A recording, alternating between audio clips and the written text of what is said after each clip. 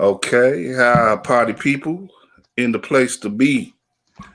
This is Kyle Means, Dave Evans right beside me as usual. So if you see us, that means it's in the building time here Woo! on War Media, War on YouTube, Wednesday evening coming at y'all live from Chicago and the LA area perspective. It's Orange County, as it were.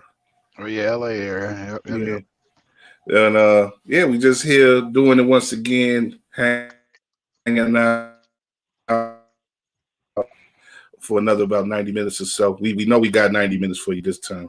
Not like last week. But yeah, we we gonna go into go into some things this week. Shouting out some people we know and stuff that's been got some stuff going on, and one in particular, my guy Ruqone uh has been doing some cool stuff producing local hip hop here in Chicago, and he's also been a guy I've known for years as a professionally and personally. So I'm gonna go into that with him. He's gonna come on in about a half hour, and it's one thing I want to go into with him as far as not only promoting his stuff that he's got going on, but it's also been like a sort of a change and adjustment with him, career wise, career path wise. So that's for me that's a pretty interesting topic to go into with him, and I think that's something that both me and you can identify with, Dave. And a lot of our audience as well could probably talk, just talk about the ways that you know things change in your life and you get into new things and you have your new interest, or you have dormant interests that sort of flare back up and you sort of follow them up and try to make something of them. And that we're I guess we're of that sort of generation, they say, where we have more independent interests and we do more switching along our career paths than previous generations have. So it's something that I think we can get into with Farouk later, of course, along with you know just talking about his stuff and talking about hip hop and stuff that he's into now. But it's because Rook is he's previously, and I think still does. I got confirmed that with him when he comes on. He's been involved with radio for a while, producing and stuff, and on air talent as well. So that's how I met him. So I'll get into that one week when he comes on. But another guy I want to shout out too, right quick. We were I was trying to have him on the show tonight too, because to talk about similar things, because he's been doing some cool things in New York, getting into acting.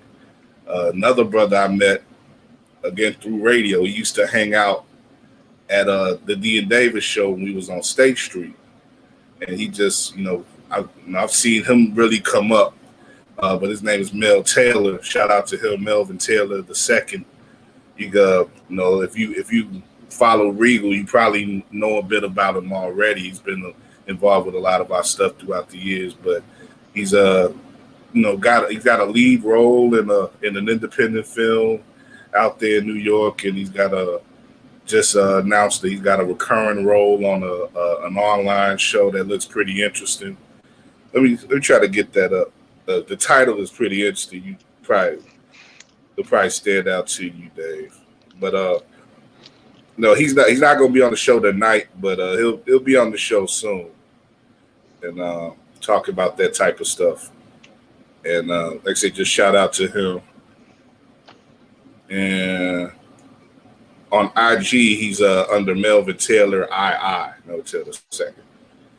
But yeah, the show that he's been booked for now is called Between Blunts and Love Songs. It's a digital series by Art House Digital, so be on the lookout for that. But yeah, like I said, he'll be on the show sometime soon.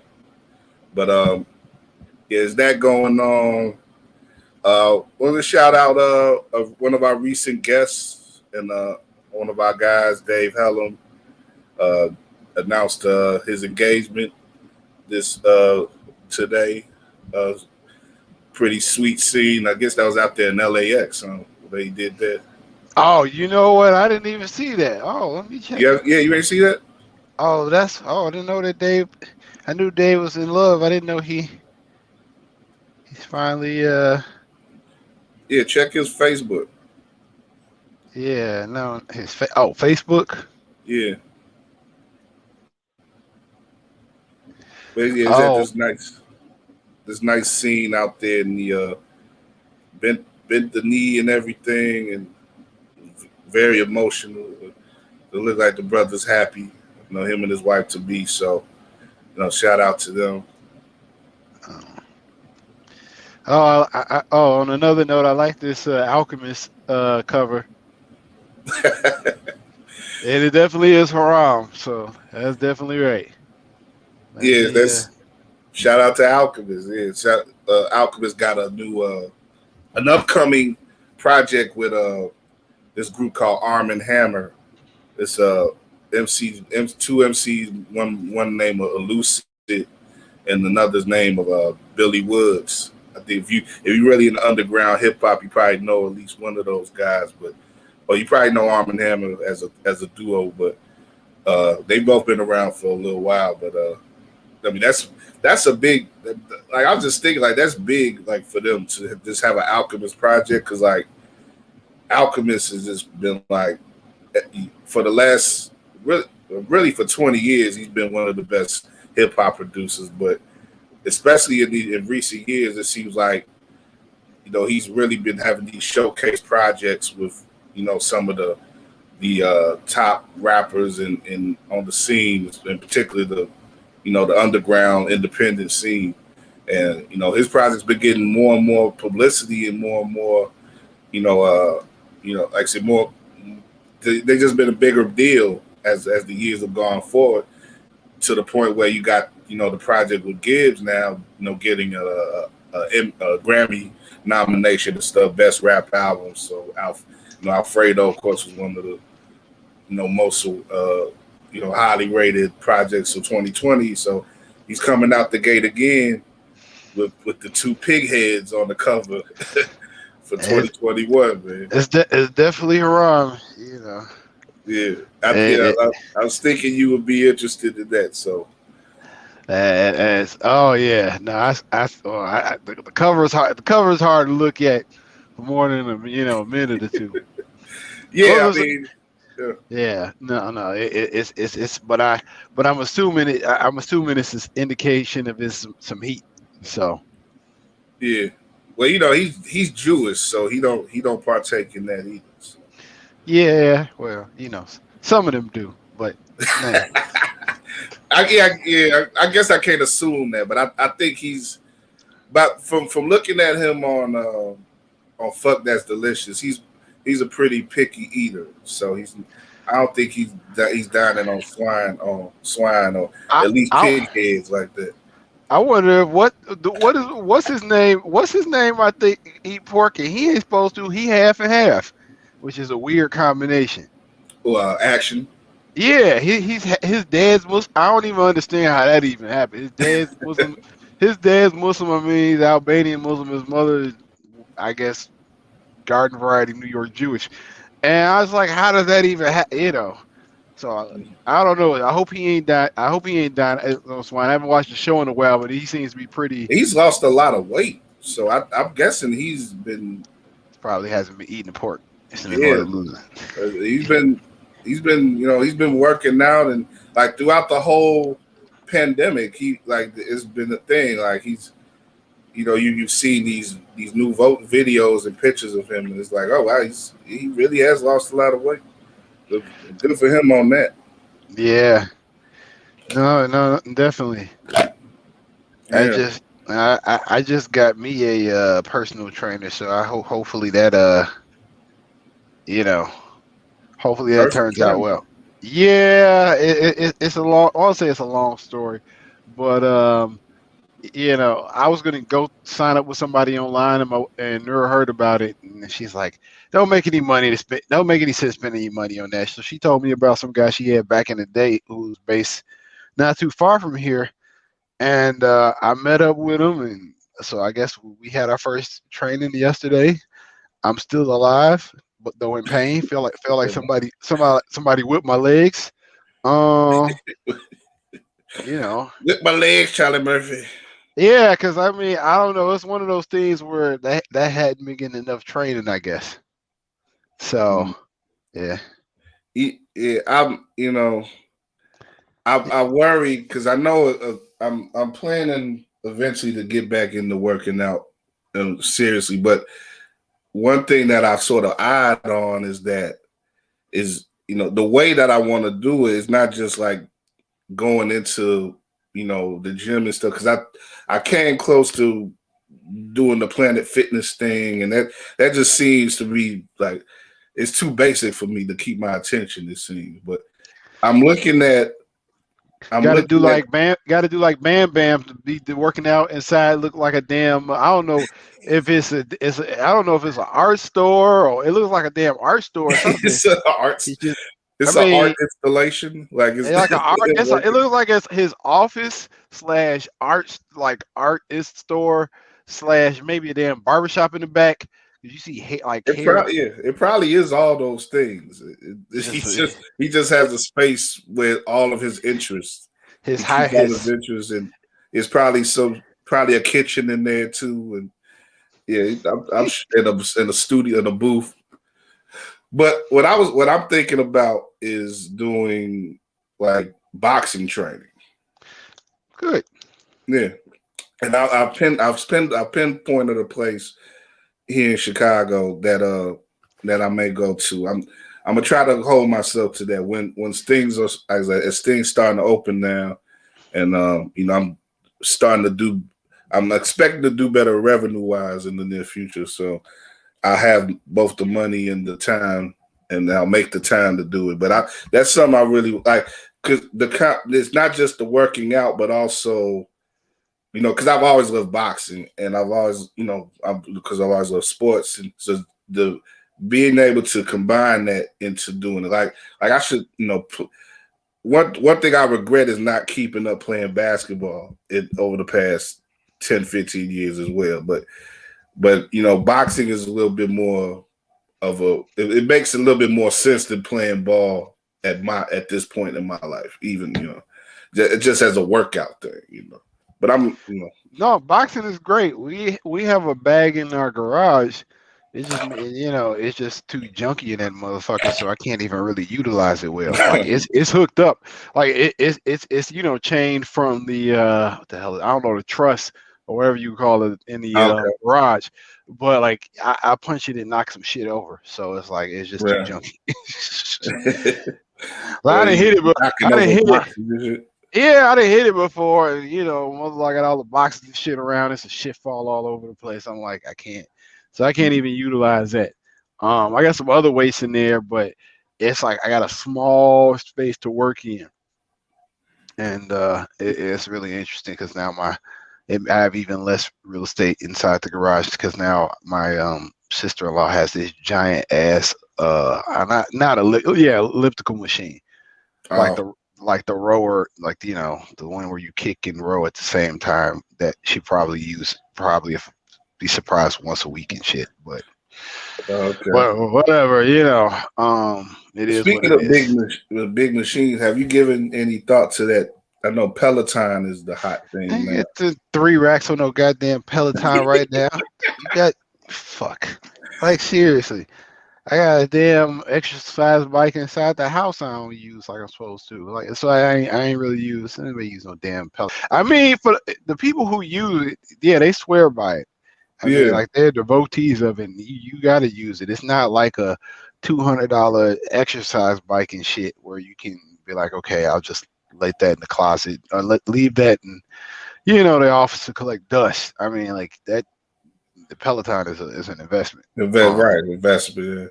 Yeah. There's a good SNL sketch a week or two ago. They had like Peloton, but it was like the trainers in the video were all like sarcastic, and they were like trolling the people who was doing the trolling the people doing the act the working out. And it was sort of working on how people respond more to negative reinforcement than positive reinforcement. Oh, definitely. Yeah. That was pretty funny. Yeah, I mean, yeah. Oh, you Go ahead, right? 'Cause I was gonna say something. Talk about another sketch though.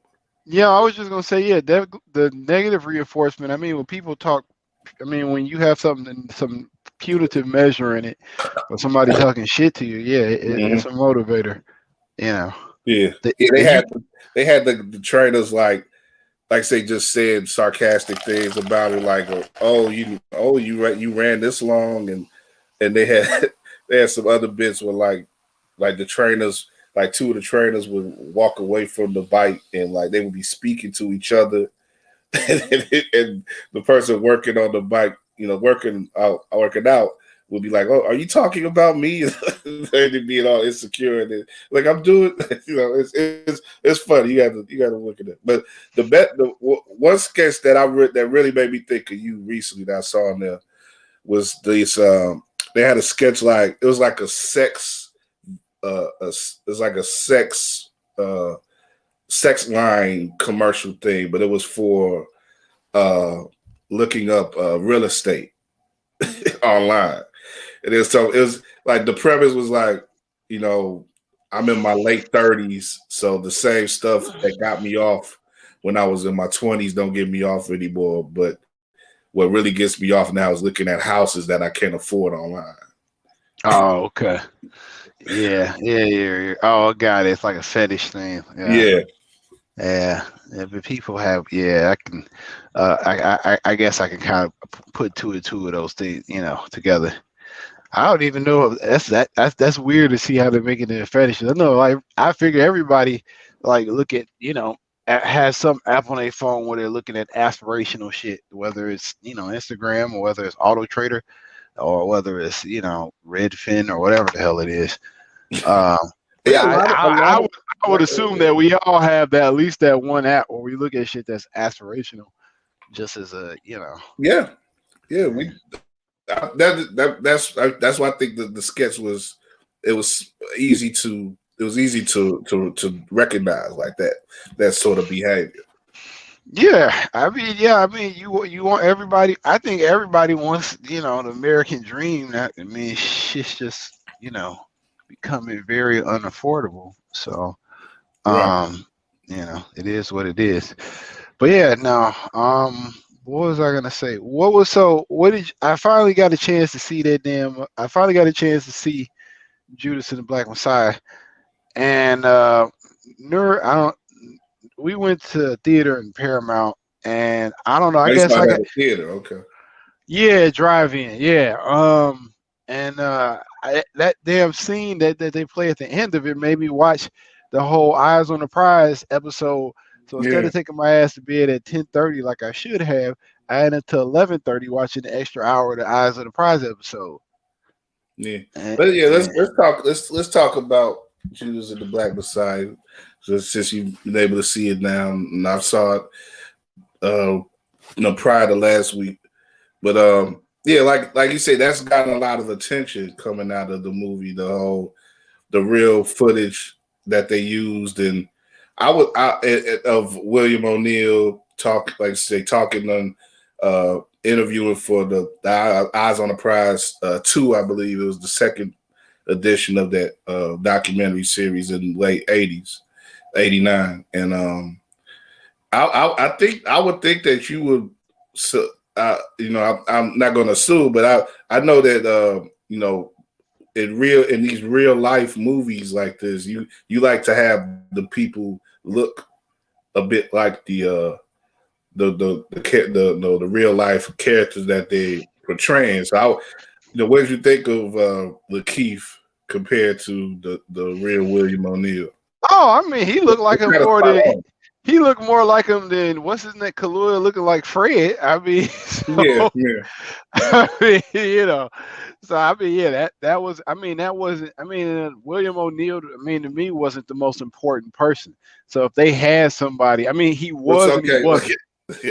Okay. Well, see, that's a good way. That's a good place to start because Yeah. for a lot of people coming into the movie, there was a lot of dissatisfaction in the fact that William O'Neill is the primary character in the movie, which the title sort of gives that away, and you know just from the reading of the development of the movie, there it was always sort of that intended, like there was intention to bring to light Fred Hampton and his life and his work and stuff, but the way that the filmmakers and in general felt that they could get this movie off the ground and then to be made as a major motion picture was to essentially, as the Lucas brothers who were part of the script development, they wanted to they quote wanted to make the Departed within the world of COINTELPRO, and that was essentially make taking leading with the story of William O'Neill, who betrayed, who went in undercover within the Panthers, and wound up betraying them, of course, by giving up information on them and their work and what they was doing to the FBI. O'Neill was a petty criminal, a car thief and stuff who got caught up with the FBI. That And beginning scene is great. yeah, it's a yeah, great. It's a great scene. yeah, and Uh, Roy yeah. Mitchell, FBI agent, he got involved with him, and this is all, another thing that can be overlooked for those who didn't already know the history is that O'Neill was a teenager still when all this was happening, and Right. of course Hampton was not much older than him. He was only what, 21 when he got Yeah, there's murdered. like a year age. There's like it's like negligible. It's a year age difference between the two of them. Yeah, So but yeah, still, but when it started, like O'Neill was like 17. So right, when he started being involved with the FBI, and right. like I said, at that same time, Hampton is he comes up, and he comes up. Of course, he actually was born. Shout out to Argo. Shout out to Summit. I He was I born. told I told Yeah, Nura that. he was born in Summit, but he's mostly associated with Maywood. He was raised in Maywood, went to school there, became a part of the NAACP chapter, and later, of course, helped found the Illinois chapter of the Black Panthers. He, becomes really a star in regards to the civil rights movement here in Chicago. Because he was just such. I mean, he was just such a great orator and a organizer. He did so much at such a young age and so quickly to really make the Panther Party in Chicago really one of the most effective chapters of the Panthers really quickly. And this leads to the whole thing of where in the movie he's projected as the Black Messiah, and his intentions and his plans on creating a rainbow coalition even before Jesse Jackson had ever thought of that. Right. You Yeah. know, Yeah. Fred Hampton wanted to get together the poor and disenfranchised from every race in Chicago, even the white folks, the young patriots, and the young lords, of course, the Puerto Ricans, and of course the gangs, the many black gangs in Chicago wanted to, seek peace within those ranks and organize and all that, and that just made him a very scary person to the FBI, who was already any type of black person at that time who was about something, who was in the movement who was making noise, they were on it, and their roles in the demise of Malcolm is well documented. Of course, of King, we talked about King in the MLK FBI movie a few weeks ago. I'm gonna actually try to see that within the next day or so because I got a free invite to see that. Yeah, but yeah, just with Fred, it was this obvious target. Him being in Chicago, Chicago was a hotbed. Seemingly always a hotbed, especially at 68, 69, was a hotbed for a lot of stuff. And the movie deals with the history well, but going back to like you say, there was there was a dissatisfaction with the fact that No, you know, I know. What is it? Being focused on O'Neal is the yeah, over Fred? No, I don't think that. I mean, that wasn't my dissatisfaction. I mean, Kaluuya maybe shouldn't have been Fred, but I mean, for me, that was probably about it. No, I mean, the movie was good. I think the dissatisfaction really came in the end because it didn't tie in. It made it like the FBI's were the pure manufacturers of Freya Hampton's demise, and it wasn't. It was in concert with the Chicago Police Department. Chicago Police Department under the action direction of Edward Hanrahan, and even if you watch Eyes on the Prize, that second episode, they had I think they had a Chicago police cop talk at the time, and he was saying pretty much what the FBI was doing was giving us influence, that it was just pretty much open season to kind of do what we wanted to do. But yeah. the order still came from CPD. It didn't come from the FBI, as much, so to speak. I mean, they helped set for the setup, but the execution came from State's Attorney Edward Hanrahan, and I think that's one thing that the movie left out that they should have added in. It shouldn't have just been the FBI did everything. Let's bring in my man Farouk now, Ruqone. And what's up, Ru? Yo, what's going on, y'all? How y'all doing tonight? All right. We doing good, man. Yeah, I hate to bring you in. I'm assuming that you've seen the movie as well, the Judas and the Black I Messiah. haven't. Okay, well, we can't talk no more. Sorry. Okay. No, Well, it's fine because I don't think we spoiling much, but I've seen a lot of things, based around that. So, I'm looking forward to seeing it. I'm gonna check it out this weekend, but I haven't seen it yet though. yeah, we're just getting in on that. I know you was already holding on for a couple minutes, so I didn't want to hold you too long, but I love that you said that though, Dave, because that is something again where I think that is like it's an oversimplification of what happened, and it's a thing where I don't know if they just didn't think that was as compelling a way to tell the story by getting into that minutia with Chicago and how the police were with Fred and everything, and the Panthers in general. But I think it is something that it in the end, while the movie was very well done, and I think it'll be an important movie going forward.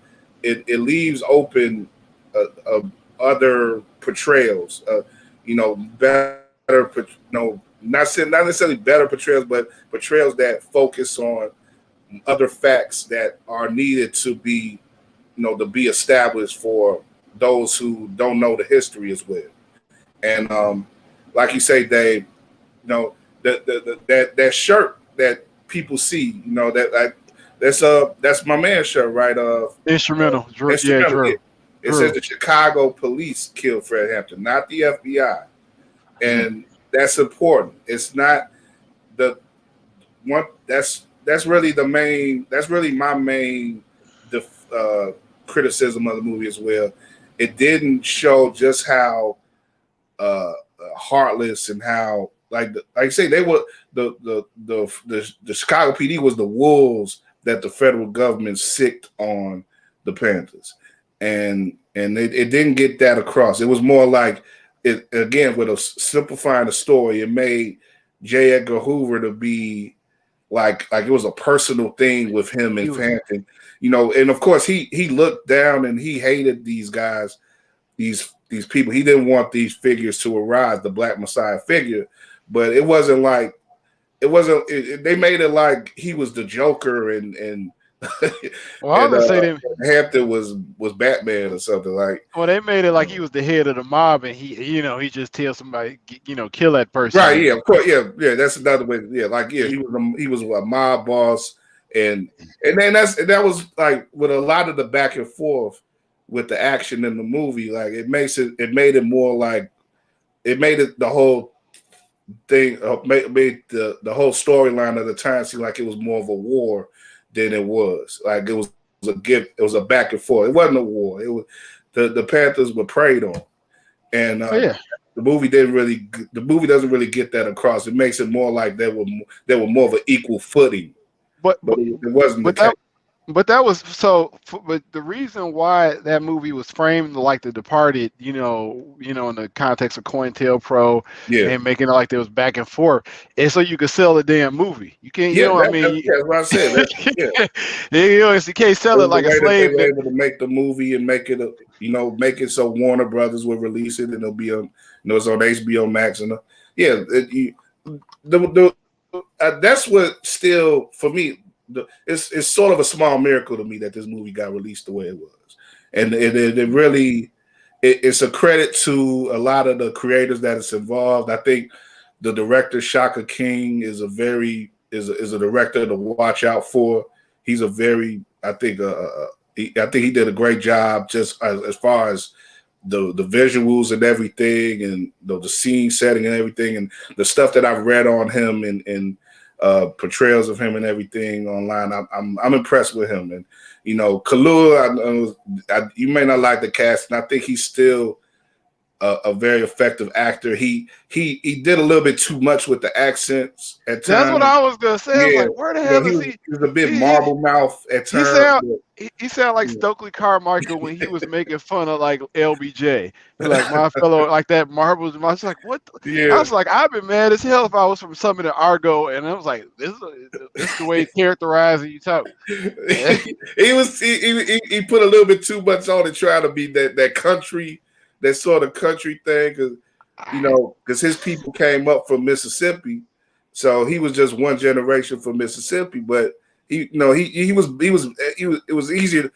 You couldn't have been the orator that he was and spoke like that for the most part. Like he was better. He was easier to understand than that, But it's just like I think. Lakeith, I think he was good, and if a little bit too manic at times, I think if he was acting the way that he was around the brothers for real, they would have hassled him a lot more, the way he was acting for a lot of the movie. But he I know he's talked about having had to had therapy and stuff going and having after portraying the role and everything, and I think he put a lot into the role. So I give him his credit for just portraying a man who was obviously torn in a lot of ways. And we talk about the history and what happened after he talked in '89 about what he did to to the documentary Eyes on the Prize. He kills himself not long after that. So we don't know for sure why he did that, but I would like to think that he was a man who couldn't live with what he did. And I don't know. Well, yeah, he and I had this conversation with my wife, and she, I explained to her, it was like he attempted suicide 2 times. Well, that was the second time he tried, because he had tried again. I think he had tried in September of '89, and then when the show was released that day, he went and killed himself. Right. So yeah. I just think that he couldn't live with the shame of it anymore because he had lived with it for 20 years to that point. And that's you're right. That's what I should say. He for 20 years he had to live with it, and he did. But it wasn't as public as it would have been at that point. No.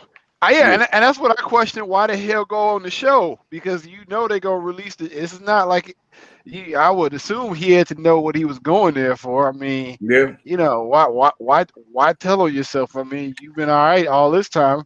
I mean, he had changed his name. He had moved back to Chicago. I think like 5 or 6 years before, because he had been in California for like 11 years after he got outed. He got outed by the police in '73. So he kept being involved in that life for another 3-4 years, and then he got out. And then when Eyes of the Prize came out in '80, or was when he taped it, that's like, well, you tell yourself 20 years later, and then I guess the guilt of that, is what caused him to did what he did. Yeah. But you made a point about him getting paid a lot of money, and I was like, I think it's like, to me that wasn't a whole lot of money. From I guess, but we have different. Maybe I remember, but wasn't it like was like 20? Was it? I was thinking, was it 20 or was it 200 something? They were saying in today's dollars it would have been 200. Okay, he didn't make. Nah, he didn't get. Yeah, I was thinking. Yeah, that's what I was thinking. It was that number was in my head, 200 something like, but it was about today's money. But I mean, shit. Yeah, that's like 10, it still was a lot for him. If they gave him that, the gas station or whatever. I mean, I don't know what he did. He couldn't exactly. He had to move, so he couldn't do shit. I mean, in theory, he had to move. Like, he moved out of state, so I don't know what the hell he did with it. If he still owned it, I mean, I don't know what was going on in between that time. Time in between. The 16 years in between. But he it didn't seem like he was doing too good because he was living with his uncle on the west side. Yeah. I mean, I'm assuming he wasn't doing that great, or he was living with family at that time. Yeah, because in both instances where he tried to kill himself, he ran out from the apartment onto the 290. So I was like, I'm assuming life could have been that damn. I don't know, it couldn't have been that damn good. But anywho, I'm sorry, Farouk, we don't want to kill the vibe for you. My apologies, brother. No, I mean, it's like I said, it's I think it's an important movie. I'm glad that it came out, and I think hopefully it keeps people's interest in Fred and that, and the people from that time, even who have come out from that, in one way or another. Deborah Johnson, who I keep forgetting the name she changed, but that, and then the actress who portrayed her, I think, was very. Dominique Fishback is dope.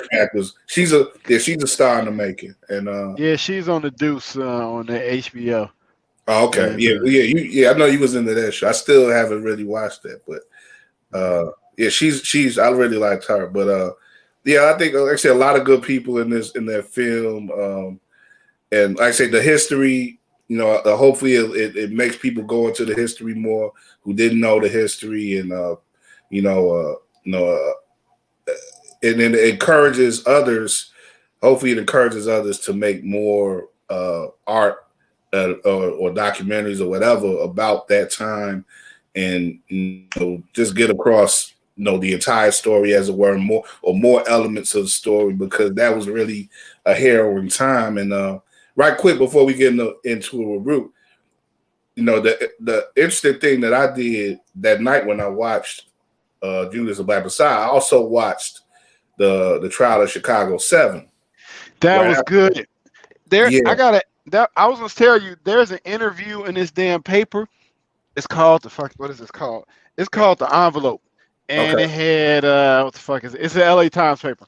And they interviewed Frank Langella, and he talks about playing the judge, and he just excoriates him. He's just like, I like playing this motherfucker because he has like no morality. He's like, he's cruel, he's senile. He's like, I just like playing that role. And and then he also said, and it was really funny because he said, I guess he used to be on was it Broadway, and he said Sorkin saw him when he was a kid. So he's like, it's just really ironic that it's 50 years later that I'm working for this guy, doing my best role. Yeah, that was a great movie. It was like it dealt with, again, similar stuff. You even had a Fred Hampton character in that. And you talk about Kahlua casting. They were a little bit more off board with the casting and I didn't expect it much. I didn't have much yeah, yeah. expectations But he from. wasn't. Yeah, he was just in a couple scenes anyway. But the movie as a whole was great, and Borat, Sacha Baron Cohen was great. I think he's definitely gonna get an Oscar nomination. That the movie as a whole is gonna get a lot of Oscar nominations. But Oh, it's Hoffman. yeah, Oh, and yeah, it's Abby Hoffman. Yeah. yeah, Abby Hoffman. But the thing that like we say, the where Judas and the Black Messiah sort of let the Chicago, not necessarily let them off the hook, but just didn't portray them in the most complete way. I think that movie actually did a lot more to really get across how ruthless the Chicago PD was and how hawkish they were, like how ready for war they were, and on behalf of Daly and everybody, and Hanrahan or whoever else, like they were crooked. They were up there on the stand line. Law enforcement was lying and stuff on everybody in the court case, and of course they had some great scenes depicting the riots that happened in Grant Park and elsewhere on Michigan Avenue around the time of the Democratic Convention. They really got across in a lot of ways. No, it's still theatrical, but it's not. They in that theatrical way, they got across how how fucked up the police were, and they did it in a way that really Judas and Black Messiah didn't really try to. And they did it in some. I mean, they did it in some parts. They did it with the raid. I just think that with the yeah, raid, yeah. but they didn't. The raid, and you can argue Yeah. shootout. You can argue that they had at the Panther headquarters too. But like I said, they could have done a lot more. Oh yeah, definitely. Yeah. But So I, sorry. yeah, I'm glad you like both of those movies too, because I definitely did, and I think we'll talk some more about the Oscar stuff when we get closer to it, but that those are two movies that should be, from what I've been reading, recognized, and it may be a pretty good year for Black representation at the awards. That type of stuff you can take with a grain of salt, but there's it's interesting, like I say, the way that everything got extended because of the way that the film industry was affected by the pandemic and stuff. Because you normally don't have movies that are released in February that are involved with the award season going back to last fall or even last summer. When you talk about like the Five Bloods with Spike Lee, like those movies are being judged on the same Oscars as Judas and Black Messiah. So that really extended and made more. It really made for a more inclusive pot in regards to the movies that are going to be recognized this year, and hopefully that shows in the nominations this year. So, but we're gonna talk about that in future shows. But let's get to it with my man patiently waiting over here. He got the classic Bronzeville picture right there. I see that, man. My guys. Yeah, man. Repping Chicago thoroughly, and he's been doing it ever since I've known him, and doing it now as a producer, man. Putting out beats, putting out a big collaborative project, and we're really glad to have you on, man, to talk about it. But Ruqone is the name you see right there, the producer name. I know him as Farouk Basir, professionally. And, when I came back to Chicago from Wisconsin several years ago, and I was getting involved with Demons, my cousin, and, Farouk was one of the first people I met in a professional manner back down here, because, he was working with Demons on the show that was once called Stats and Stilettos. Did y'all have another name too after Sports that? Cipher. Sports Cipher. Yeah, Yeah. I was forgetting that. Yeah, Sports Cipher over on WVON, and I got to see them record that a couple times over there. And you've been involved in media for a while, but now you know doing this thing with hip hop, and I'm guessing there's something, a passion of yours that has been around for a while. But uh, kind of explain to us. First off, get your first little plugs in, let everybody know why what you're here for, and let us know, how have you gotten to this point where, you've been a radio producer, a radio editor, and stuff like that, and now you getting into making beats and putting out records. How you get to that? Well, yeah, that's been a passion. That's been a thing that's kind of been happening for, I'll say, the last 10 to 12 years. But I was never, ever confident enough to actually try to put anything out, because those cats that are on that record rhyming, like they've been rhyming for about that time, the last 10 to 15 years. But like the guys who they had working with them before me were really good. And I didn't think the stuff I was doing was even nowhere near the level of what those guys were doing. So I was just kind of messing around, at home and whatnot while I was doing the media thing, which I still am doing, but yeah, it's been a thing that's been in the works really for like the last 10 years, I could say. And finally got it to come together, say about a year ago, just talking to my brother, Rough Draft, who's one of the MCs on the record. And he had this idea about putting some of his buddies all on the record together, some guys he knew from around the way. And, he was liking some of the sounds I was coming up with on some of my instrumental tapes and all that. So, we decided to work towards that. So even though my name is on the project, Ruqone presents Task Force, I had a lot of help. I put the music together and all that, but there are a lot of people giving me, kind of pointers on how to do things. So I definitely want to, give a shout out to those folks tonight. That's pretty gracious of them, as like you say, as MCs, they've been working for a long time, and not that you a Johnny come lately, but like you said, you haven't really. I've seen you over the past year plus or so. You've been putting out beats and getting your name out there as a producer, but this is your first real thing as a producer, first real thing in hip hop. So for them to really put you at the forefront of it, I would think, I guess it says a lot about their faith in you as a producer and as a beat maker. Well, I've been knowing all these guys for a very long time, like longer than the 10 years. So they kind of had heard stuff I was doing, like they would be doing their stuff, and I said, "Hey, listen to this," and they're like, "Yeah, get out of here with that." But they kind of saw and heard the growth, what I was doing. And then I guess that's what made them decide to, mess with me on that level. Right. Yeah, and that's one thing that I saw when I was putting this episode together, because with you and another guest that we was going to have on, but he's not going to be able to make it. But with you and there's something that I've dealt with too in the last 10, 15 years or so.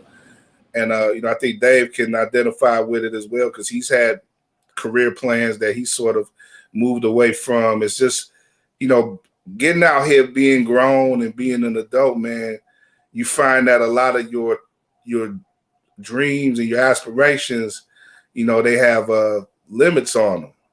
And, there's things that happen in life that, cause you to have to switch lanes.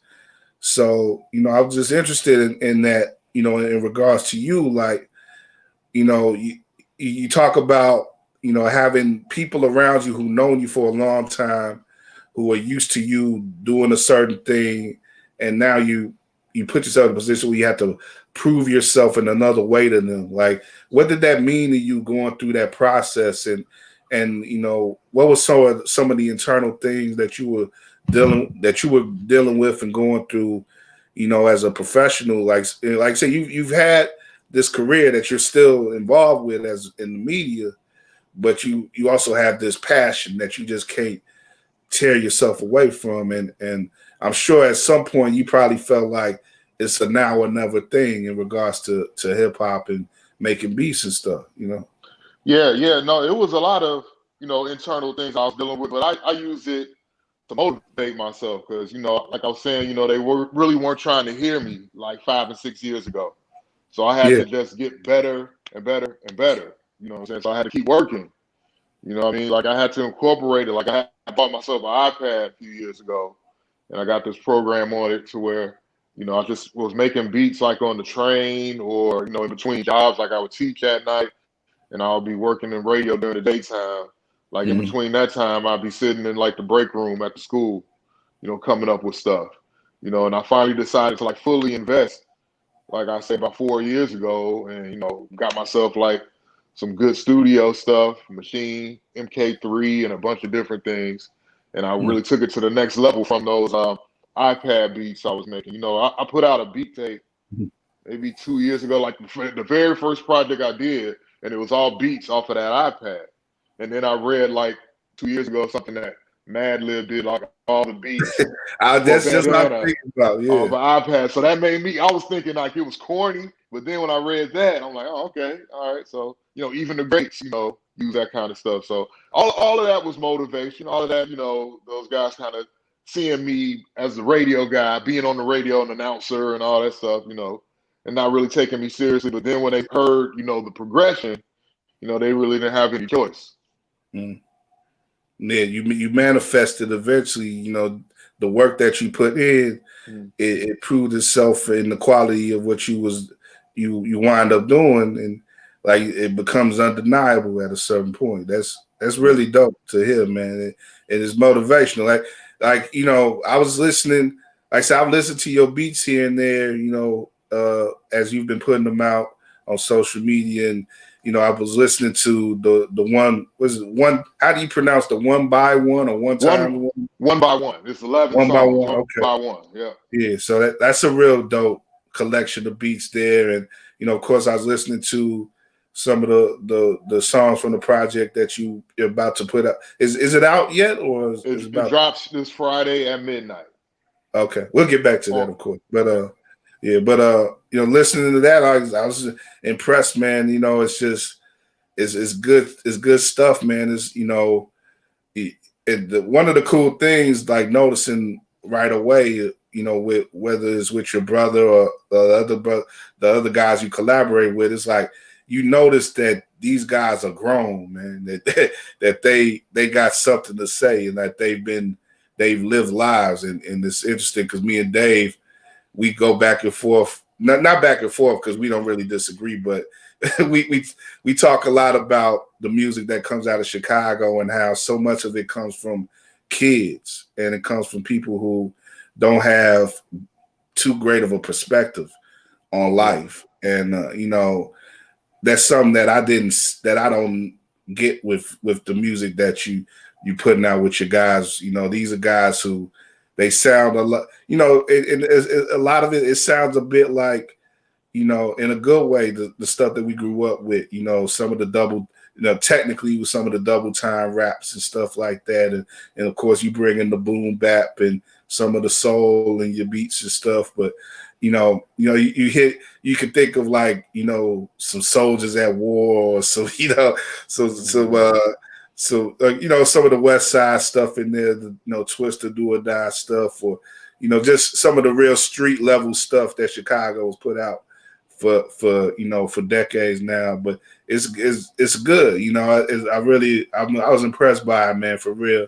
And I just like hearing rap, because I'm grown myself, and I like hearing rap from grown dudes and or women, as it were.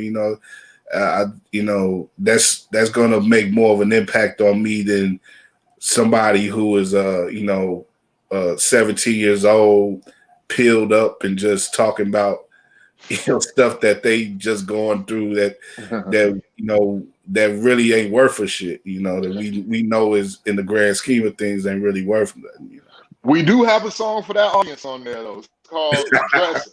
We got a song. Okay. I got a song specifically for that audience on there, where I got It's a young cat. His name's Trayvon on there, and he's rapping about everything at the end you just talked about, all the Percocet and all that stuff. So, Okay. this is my thing. My thing with it is with Chicago. We got all those different sounds. You know what I'm saying? We got all the stuff from like you said, when we grew up with. You got the drill stuff now. Yeah. I feel like this is the most diverse hip hop city in the world because of Yeah. that.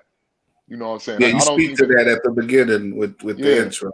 I don't think it's even close because you got other areas that are strictly known for one thing. Like New York is known for boom bap. LA, they're known for their sound, in which they pretty much stayed to over the years for the most part. And you got Atlanta, known for their sound. You know what I'm saying? They don't really. Yeah. It's not much diversity in them cities. But Yeah. here, Common doesn't sound like Twister, and Twister doesn't sound like Herbo. You know what I'm saying? Yeah. Everybody, it's all kind of different. And I He feel like, don't or you get like Lupe who don't sound like anybody and yeah, and, yeah. and he's from the West Side too, but he don't sound like nobody, especially on the West Side, And then you talk about like Saba and all these some of these younger, more creative cats, and then you got cats like a Vic Spencer or I got Phil Moore and Hadi in them, like really. They sound like they could be from Queens or something, like for the most part, or Brooklyn or something, and that's the thing, like because Chicago has taken advantage, and it's a beautiful thing about Chicago because we are in the middle. We have taken a bit of everything from everybody, and we all know coming up, like we all have our favorite artists from every region. And the South even was particularly big in in Chicago's development as a hip hop city, because a lot of the southern record labels were putting out Chicago hip hop, and those southern artists would bring their music up here before they would put it out to anybody else outside of the South. So and of course, everybody, all the bigger artists on the both coasts, we all took their stuff in as well, and then it just creates this whole mixture of this whole gumbo of stuff that, like you say, the city continually produces creative, original artists that sort of borrow from a lot of different things. Yeah, definitely. I agree 100%, man. And that's kind of what I want this album to be. All those things you said earlier with the soul and the different things like that. I wanted it to be some songs that spoke to the grown rap fans and some songs that spoke to the young dudes like my son and my nephews and stuff like that. They like hip hop too. They see me in there working. They be around here sometimes. Like my nephew wanted me to do something for him, and he's like 20. So okay, you know what I mean. So yeah, I want to. My thing is, a lot of artists need to speak to everybody instead of just zeroing in on one particular market. And I feel like, eventually, that will pop really big if there's one artist that can speak to everybody. Like the big artists can do that, like Kendrick and Cole and people like that. They speak to some everybody. It's hard though. It's hard because especially now in these days today, because everybody sort of approaches music from their own angles now. It's like, we don't all gather as a community to listen to stuff anymore. Like we don't have Rap City where everybody like three in the afternoon, BET, we listen, this is the stuff that's they putting out the stuff that's gonna be hot, that we know that's gonna be hot, and we all listening to it together, watching the videos together. And MTV Raps and all that. And the radio the radio does what it does, and that's more, they play more of the same stuff over and over than they've ever done. Back in the day, you could at least get the DJs at least have more control over what they play. So it's like they listen to the streets, and then the streets recognize what they were doing on the shows, and it fed into each other. But it's harder, I think, for the artists to make music the really ambitious artists, they try to make music like you said, Kendrick and Cole and them, and they mostly hit on that, and that's what makes them special artists. But I think for the average artist, I could see how it would be hard for them to be like, it would be a little bit too much for them to try to make music that everybody can react to at once. Like it's sort of easier to just stay in a lane and try to feed off that lane. But there are also sort of like stories that have built up in recent years where it's like you could like take a Griselda for instance. Like Griselda really worked their particular lane, and then more and more people came into that lane. So you can have that sort of thing too, but again, you have to be special. And then, I like that you want to make music, and I can see from your point of view, why you want to make stuff that's not just for the old heads, and you're not debasing yourself and just making stuff for 20-year-olds, but you do have people that age in your life who I'm sure you want to appeal to. Yeah, and a lot of that, what you were saying about the people finding that lane, it comes from the folks that they're around. Yeah. The cats they grew up with or they're coming up with, they really don't know anything else. A lot of them may just be plugged into the radio or whatever particular music they listen to. So that's the music they know. So that's the music they're going to make. They have to have kind of like the people around me, we kind of have like a broader listening base, I guess. We listen to a lot of different stuff. So we're not going to just get stuck trying to do drill or stuck trying to do, backpack hip hop or anything like that. It's kind of going to be some of everything. Yeah. Dave, you got anything you want to jump in with? I don't know, man. I just think that some people, based upon their experiences, if they were left alone to dine on their mind, it'd be a very short meal. So, I think that's the problem. Regarding your thing, regarding the radio station and pandering to the top 40 or top 20, I sometimes in my mind I want to do a January 6th storm on the Capitol. Some of them things. We don't have enough artists who just run up on people anymore. Like run up on music executives or run up on radio stations. Put the bag on their head and put them in the back of the van. Yeah. We need more cats like that. Listen to this. Damn it. No, fuck. Listen to this. You're gonna play this, or the next time we ain't gonna, no one's gonna see you again. Right. I mean, you ain't gotta go in there and tear up Clear Channel, but you need to figure out a way to get attention to the people who make the decisions. But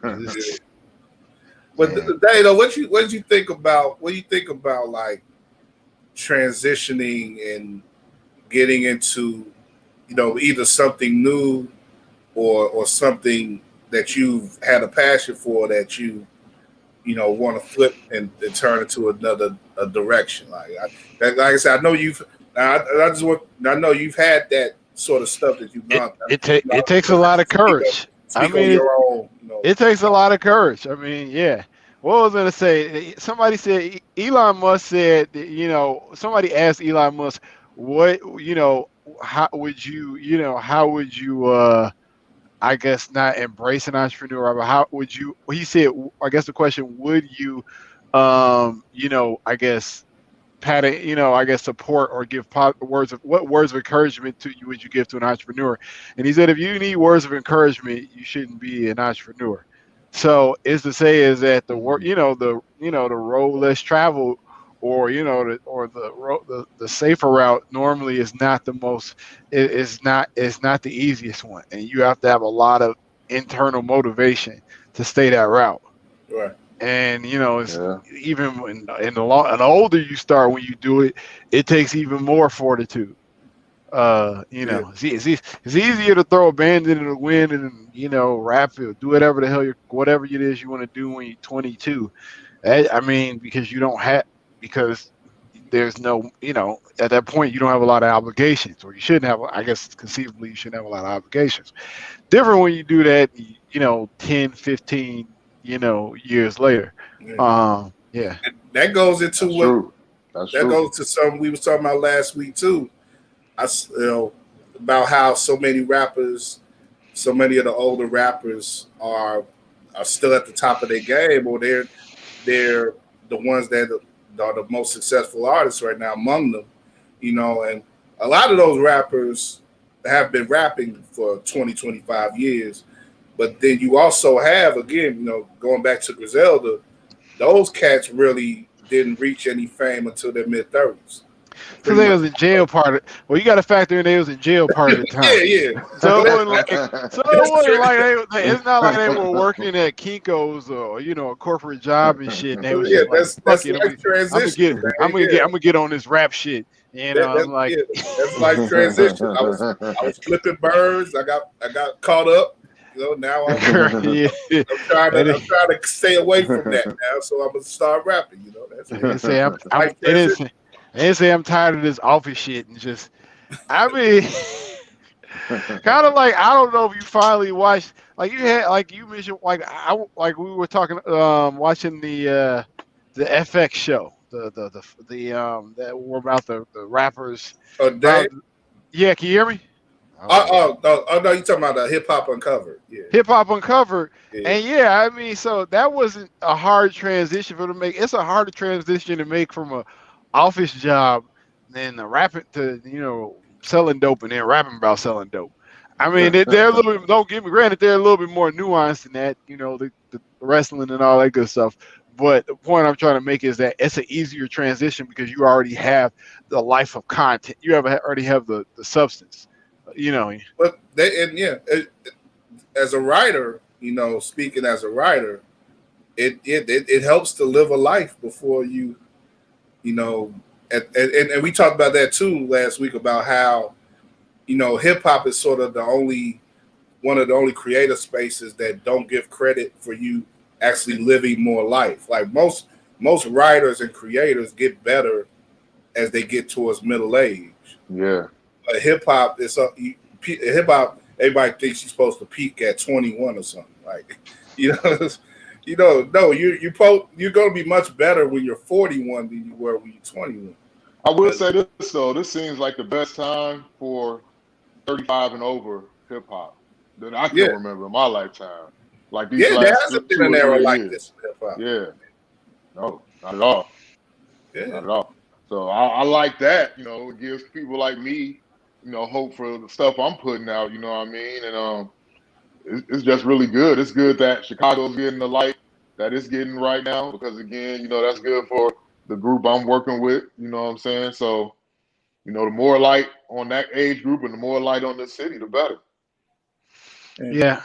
Just unfortunately, the one downside is no concerts. Maybe that's the only. I hope there's been some more encouraging stuff. I guess they're gonna try to work in the herd immunity thing now, where they just gonna be lazy about it and say we'll shoot all y'all in the arm and put all y'all in the park somewhere and see whoever dies and they die. We on the Rocky IV shit now. If they die, they die. But I guess that'll eventually, by the end of the year, we should be to a place of somewhat regularity where we can all gather, and we may just be gathering with a lot of masks on and stuff, but we could at least get together and have concerts and stuff like that, and go to the show and stuff. So hopefully, but I wanted to see Ruq, if you could speak on some of your influences and stuff like that, and you talk about some of the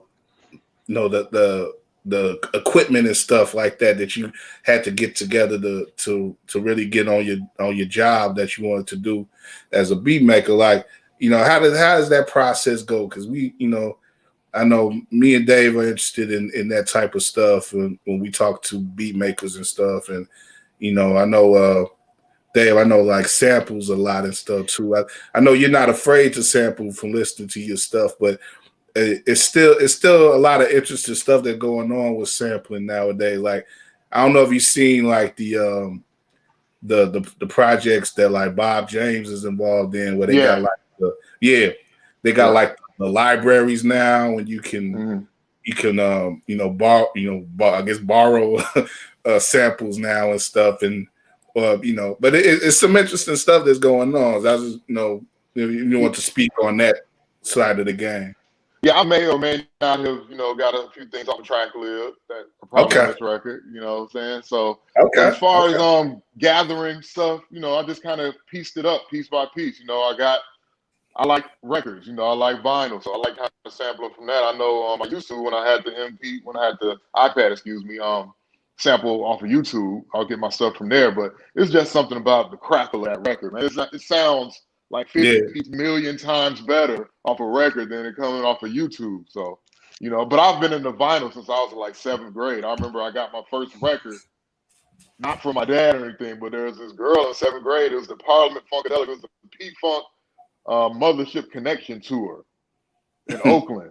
That was the very first record I ever got. I used to listen to that on my dad's record player in 7th grade, and I didn't know what the hell George Clinton and them guys was talking about on there, but I just know I loved it. You know what I mean? So I've really been into records for a very long time. I finally, got my collection going here over the last few years. So that's kind of my thing now, sampling off a record. So it's pretty much my turntables. I got a little 25 key keyboard for bass and, playing out different little things like that.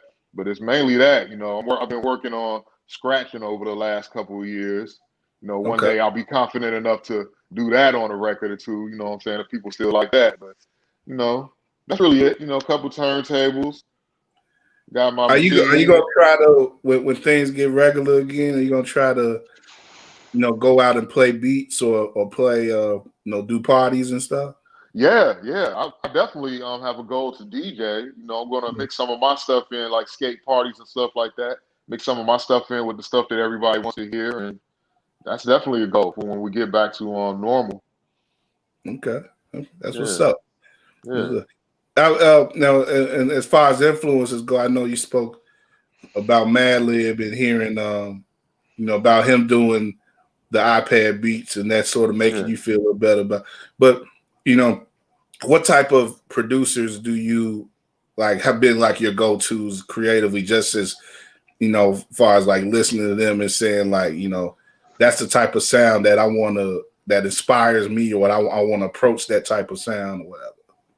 Man, this is gonna sound like a cop-out, but I'm a student, man. I'm a student of the game of production. So I like pretty much everybody, man, new and old. Marley Marl, I love him. I watch a lot of stuff on him, but then people like Large Professor and all of them guys, every RZA, Premier. But then you got new guys like I really, really like DJ Dahi is probably the best new producer of this generation. To me, I love that guy. Metro Boomin is dope. You know what I'm saying? Yeah, I like he is. The production is nice. Yeah. So man, whoever I missed in that time frame, Alchemist, Derringer, all them guys. I really listen. I listen. Not really. I mean, obviously, I'm a fan of the music, so I'm listening, for the quality of the music. But I'm listening for techniques. You know what I'm saying? To see how he got this to do what. And then, I may go try to make my machine do that or make my flip record do that. You know what I'm saying? So I'm just a student, trying to become the master. That's really what it boils down to. Yeah, that's a great way to approach it, man. We was talking before you came on about Alchemist because he got a new project coming out called Haram, and the cover is two pig heads. Two bloody pig heads. So it's gonna be interesting. He putting it out with this group called Arm and Hammer. Okay. So yeah, you might want to check that out. But Alchemist, man, is really like he's definitely top 10, but his longevity has been crazy because he's really been making hit beats for like 20 years, and people don't. I don't think people recognize that enough. Like he did like Worst Come to Worst with Dilated like in 01. He was on the old Mob. He's on the Mob Deep joint. The Realness with Cool G Rap. Yeah, that was 99. Yeah. Alchemist. think about him, and like when I would go try to make beats like him or Premier or whoever, like they would always come out terrible. Like when I would Yeah, just sit there and listen and start doing stuff and kind of not think and just kind of let the record take me where it's going to take me, that's when I normally get my best stuff. Like when I got away from trying to sound like whoever. You know what I'm saying? Once I started, I'm not going to say I got my own sound, but, you know, I've been trying to develop it, you know what I'm saying, just by letting the record kind of guide me, you know what I'm saying? Not thinking while I'm doing it, just letting it happen. And then whatever comes out, like I may sit down, okay, I'm going to do some boom bap. It turned out to be the most trappiest stuff ever, you know what I'm saying? So, you know, I just try not to sound like anybody is my main goal, not to do it because this guy's doing it. Just learn the techniques and kind of, you know, put my own spin on it. Yeah, that's well said. I think with any creative endeavor, like you got your influences definitely, and your people who you grew up listening to and stuff. But the part of the major part of the process is finding your own voice, as it were. Whether you're a writer or you're a rapper or you're a beat maker or whatever. You can't be derivative. Otherwise, some people have made careers that are being derivative, but if you want to really be great, you got to be able to find your own voice and go beyond what your influences tell you. Because, like you say, I think that's something that, because again, with Alchemist, I think in particular, he early on, I think I've read him talking about this. Like he would sound like Premier or somebody, or RZA or somebody, like, and a lot of his some of his early stuff is dope, but he had to move beyond that eventually and become his own producer and formulate his own sound. And I think with any great producer, you kind of feel that, like Dilla sort of had to move beyond Pete Rock and Premier and RZA and formulate his own sound eventually. And now his sound is so influential with so many beat makers who have come after him, and Madlib too. Like you just, that's the aim. Like if you're a creator, you got to try to be, unless you're just trying to make some money or cash out or something. If you really are true to this creative shit, you formulate your own voice and do something original that the world responds to. Yeah, I agree 100%. You got to have your own sound. You got to have your own style. And, a lot of times, sometimes I won't even listen to music while I'm in the process, because my thing when I make music, it kind of comes in bunches. Like it'll be like 2 days when I'm doing nothing but beats, and then I won't do anything for like a week. You know what I'm saying? So like during that time, 2 days while I'm making stuff, I'm not listening to anybody. I don't want anything kind of coming in, trying to creep in and try to make me, okay, I want to make it sound, that was dope. I want to make my stuff sound like this. You know what I'm saying? Because it's a distraction. Like I said, I was making my worst stuff doing that. Yeah. What's your process like now? Like, are you sitting on a bunch of beats right now, or are you just creating more stuff, right? Like creating stuff in the moment? Like what well, now you've been able to, you got a new project that you about to put out on Friday. Where are you sitting at right now? Well, I got that project. I have another instrumental album that's already done. That's going to come out in about April, maybe late April. So that's already done. But I have a lot of beats. But now, like over the last months, I've pretty much been making beats only for records. Like when somebody's going to rap on them, mostly. Like unless I, find like an acapella somewhere, somebody will send me an acapella, or I'll be in a record store and I find like an acapella song, I'll come home, make a beat for it. So it's pretty much been mostly for raps over the last half a year. But sometimes I just be inspired by a record. If I go digging or something, I come home and throw something on and I make something, but I'll say like 90% of the time they've been for records. Okay. I know you got your crew that you're building with, your brother and your guys and everything that you came up with. Are you mostly going to be looking to stick with them, or are you looking to, maybe branch out and network and maybe try to get with some other MCs and stuff? There are a couple of songs floating around that'll be on projects supposedly coming out late spring, from what I understand. I got a couple of songs. There's Ezekiel the Prophet. He's a local MC from Rogers Park. He has a bunch of stuff on Apple Music and SoundCloud if you ever want to find him, Ezekiel the Prophet. But we've been working on a couple of things. I got a couple of songs on a project that he's dropping soon. But yeah, definitely looking to branch out. These are my guys first, but I want this sound to be heard. We're trying to build a movement ourselves, with this thing. So, it's at the start, but hopefully it'll get to where we want it to get to. Definitely, man. I'm rooting. I'm rooting for you, man. Make sure people know where to listen to your stuff, man. You got the Bandcamp. Yeah. This album is going to be exclusively on Bandcamp. Friday at midnight. It's called Ruqone Presents Task Force. 16 songs. Yeah, I think it's very, very dope. This is the best thing I've done at this point in my very young career. But yeah, check out my Bandcamp. If you follow me on Instagram, it's at Ruqone, Ruqone, and you can click that link and you'll see everything I've done from remix projects to the EP I put out late last year with Rough Draft and my instrumental albums. It's all right there in the link on my Instagram. Even do those links show up on Facebook? I don't know. I don't really do a whole lot of Facebook, but I put a link there for my LinkedIn, my link tree, excuse me. And right. Yeah, you might as well just throw it out there. Yeah, so find me on Facebook. It's Farouk Basir, FARUQBASIR. Twitter is at Ruqone, again RUQONE, and I got the link on all those places. I'm SoundCloud with a bunch of stuff. I got all the remix stuff on DatPiff. That's been doing pretty good numbers there. DatPiff.com. Yeah, I got that stuff. That's actually right now my best moving stuff on DatPiff. People like the remixes. I did a Doom thing, and the funny thing about this Doom project I did is I finished it the night before they announced his death, and I was going to put it out on his birthday, like January 9th. And it turned out that ain't even his birthday.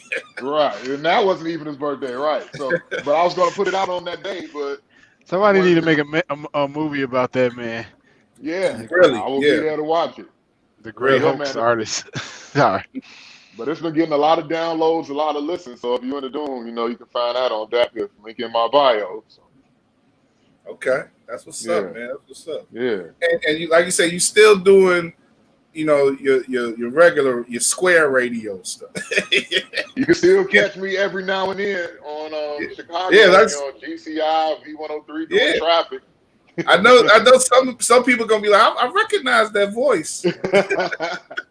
But yeah, every day I'm on this new thing. They got the Black Information Network. I'm doing traffic reports there, and on St. Louis and Minneapolis radio, Monday through Friday. Monday mornings 5:30 a.m. to noon. You catch me on Minneapolis and St. Louis, and then, like I said, occasionally you might hear me on GCI V103 here. So. Mm-hmm. I mean, that was the coolest thing. I've driven around a couple times, and I hear you on the midday or something. I'm like, that's my guy, man. You doing the updates, man. Yeah, that's what's up. Yeah, man. So glad to have you on, man. Glad to help you promote your project, man. Wish you the best with all that, man. All right, man. Thank you guys a lot for having me. I really appreciate it, man. No problem, man. No problem. Definitely, if you got anything else you want to promote, man, just let me know, man. We'll get you back on. All right, for sure. But before we let you go, though, man, because I associate you with sports and stuff too, man. So let's give me some of your quick opinions on what's going on, man.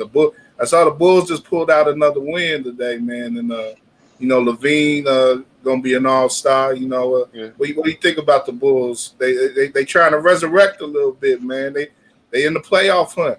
I mean, it helps to have a real coach. Yeah. They got that. Zach has been killing, man. They struggled. They were struggling. I was watching the Timberwolves game before you guys had me on, and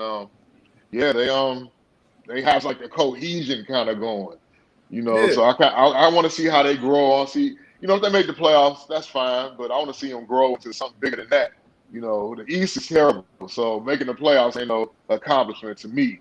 in the East. You know what I'm saying? I'm looking for a ring, man. I was telling my son the other day, like, why it's hard for a lot of 35 and up people to watch the Bulls from Chicago because of how we grew up. We grew up seeing rings.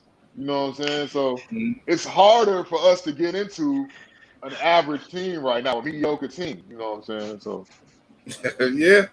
like, he's excited like they finally are decent, but I need more first. I feel you, man. It's an interesting dichotomy, man. With like I feel bad for the young boys, man, because so many of them don't even really rock with the Bulls because of that. It's been so long. They and a lot of kids they just root for individuals now anyway. Which is fine. It saves you the heartbreak of but I can't do all that hopping. I can't be like a LeBron fan and be rooting for 4 or 5 teams at once or something. Nah. But we grew up with these teams, so we kind of got to stay with them now. Chicago, we have our emotional connections. It's deeper than with most cities and fan bases. So, and like you said, the time that we coming up as a Bulls fan in the '90s, it's hard to you can't just break away from that. It's sort of like a dope fiend chasing that high again, but you just gonna be doing it, man. We just gonna do it because they gave us so much coming up. I'm not gonna just go away from that. Right. She's laughing at that. Hey, you still waiting for that hit 22 years later. Good luck. Yeah. 23 years later. But the great thing about sports, though, is that you can see some things coming, but sometimes you don't see things coming. Like a lot of people wrote off Zach LaVine, really, and they just saw him being at a certain level. But the brother is putting in work, and he's like, look, I'm not just this dunker. I'm not this guy who you say I am. I'm an all-star. I am an elite guy, and to see him put in that work and break through that level and that next level that's one of the great things about sports. So hopefully the Bulls will act like they know what to do with him as opposed to when they had Butler and when they had Rose. Rose is a different situation, but there's no reason why. It's funny though because it took giving away Butler to get Zach, but he still was a guy who had more to prove himself, and he winds up taking Miami to the finals. Who knows whether that process would have been in Chicago, but anyway, Zach LaVine is showing himself to be a guy who you want to keep around, and he. I saw a report today that said that he may want to look for a lot more money this coming summer as far as an extension.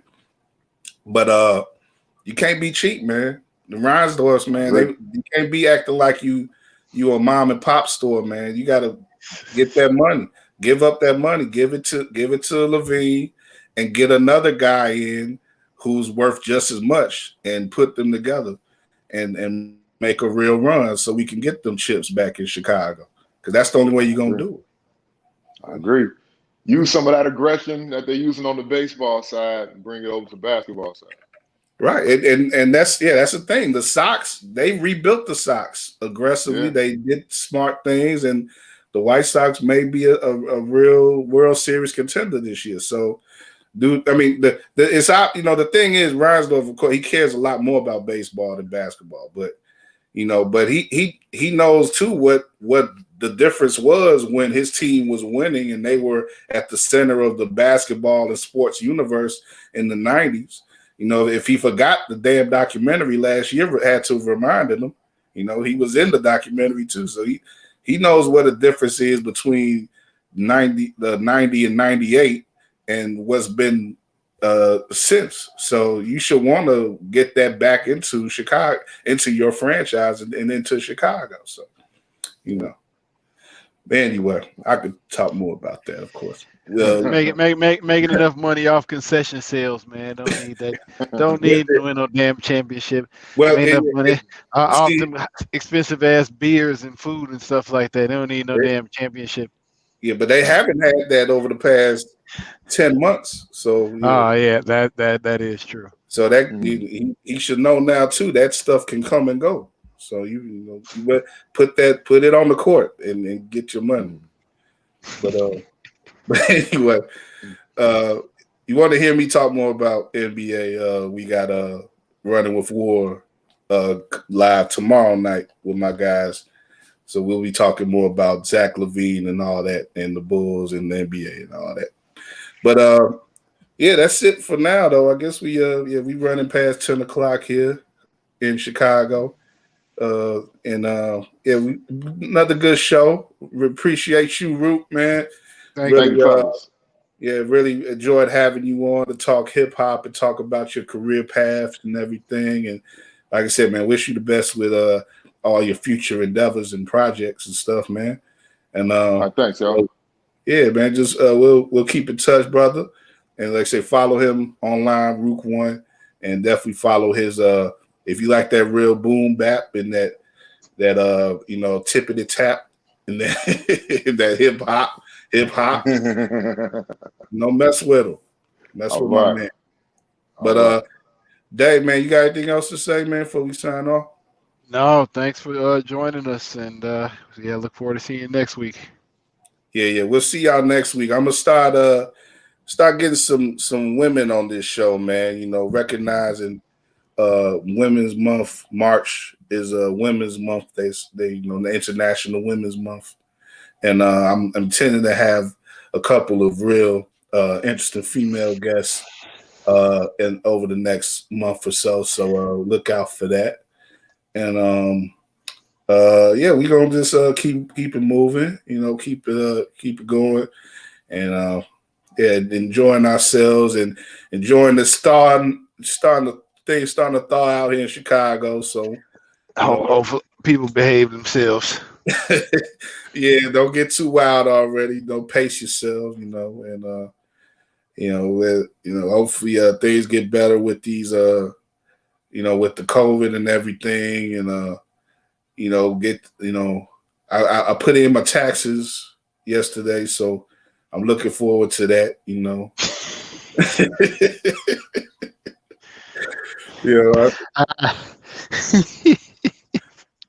It's that time of year, man. Don't go out and put any any 22s on the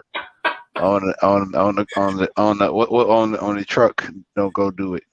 Especially not right now, not during robin season. So it's enough to not even want to get a. That's what I was thinking too. Like, man, what kind of beater can I get? You can't even get a damn beater. They be trying to steal beaters. I didn't know that. Yeah, I've seen a couple instances where they people would put up on I guess it was that app that y'all be following, the Citizen app or something. There was like a report on there, and it described, like, I forgot the car it was, but it was an impressive car. And they would describe the car being stolen over there on by Stony or something, man. I was like, damn, why you stealing that car? 97 Hyundai Sonata. Something like that.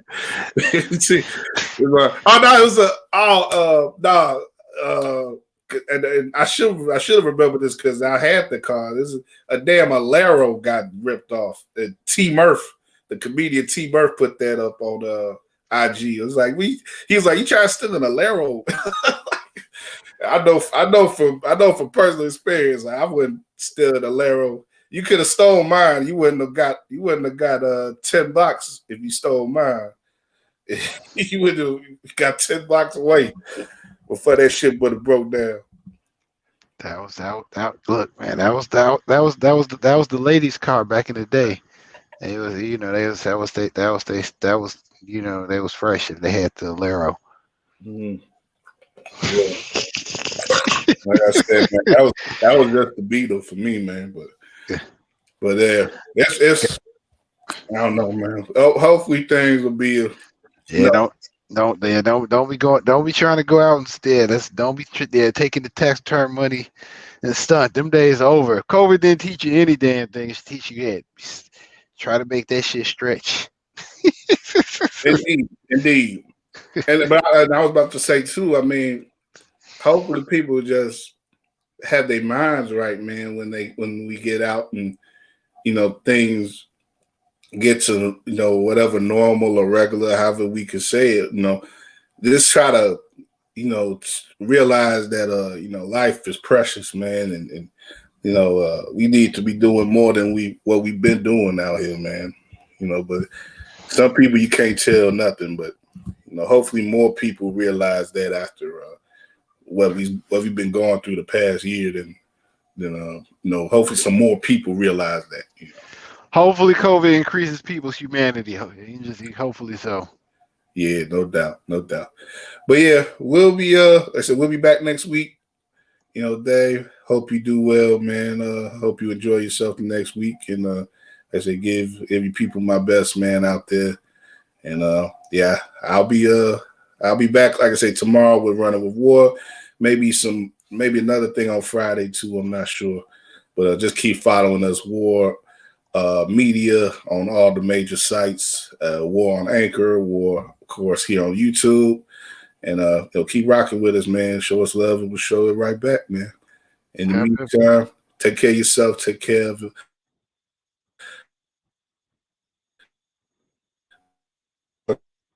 you.